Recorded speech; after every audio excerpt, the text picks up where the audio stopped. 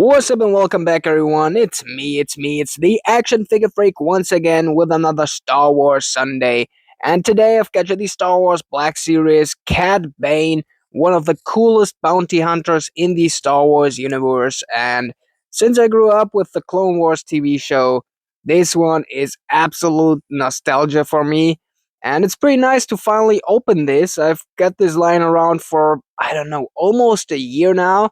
And yeah, since we started with the Black Series unboxings all over again, I would say let's get this thing open.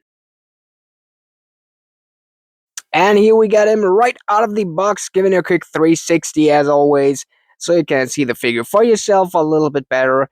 I know the lighting might be a little bad because of the hat, but yeah, that shouldn't be too much of a problem. I hope so at least.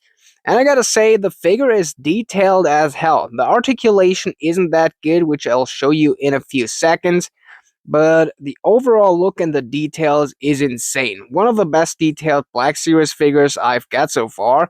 So yeah, let's see in the articulation. Okay, starting with the articulation with the double-sided neck joint. And as you can see, if I fix the lower side, the upper head joint can't move good. They should have given him a vertical hinged head. We got butterfly joints, which move pretty good, but the chest plate holds it a little bit. We got one jointed swiveled elbows, which are kind of limited because of these wires and cables. We got here the hip swivel. As you see, there's not much of movement there. Vertical hinged hands on both sides, which is absolutely needed and amazing. We got ball jointed legs on here, like they are apart really much. Really weird to see that, but like if it fits the look. One jointed swiveled knees, and yes, we actually get shin swivels, which is amazing. Vertical hinged feet as well as swivels there too. To the details, since there's not much accessories, I can show you that. The neck piece here can be detached, so the breathing thing he has. We get these wires here on the forearms, which is amazing. They can move a little bit with the arm. You can't detach it, as it seems at least. We get the both sides the same mold.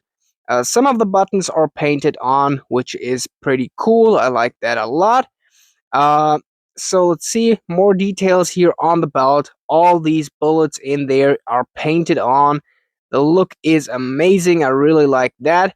The boots are pretty cool, and we get these rocket boosters on his boots that he's using sometimes, and they're actually detachable, which is really good and cool.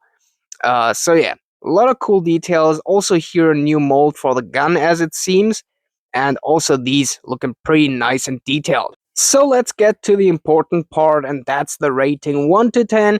What do I think of this figure? By the way, if you get the same one, write down in the comments what do you think, but I think that's a banger. Well, let's start with pros and cons with the bad side here. So first up, the neck joint is limited a lot, as I've said. A vertical hinged upper neck piece would have been so much better, would have been working way better. The hip swivel is insanely bad. They could have cut that a little bit more. But yeah, you see what we got here.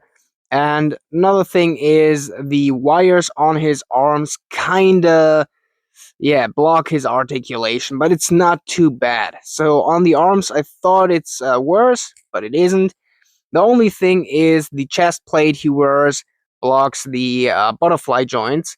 So not too bad as well, but it blocks it, kinda. But let's get to the good parts of this figure before we rate it on 1 to 10. First up, his hands are insanely good. We get an accurate finger length, because if you think about Cad Bane get pretty long fingers. Uh, it's pretty cool that they have that included. And also, these are pretty solid. So if he holds a gun, they are not flattering around in there. They're not falling off. They're pretty solid in his hands.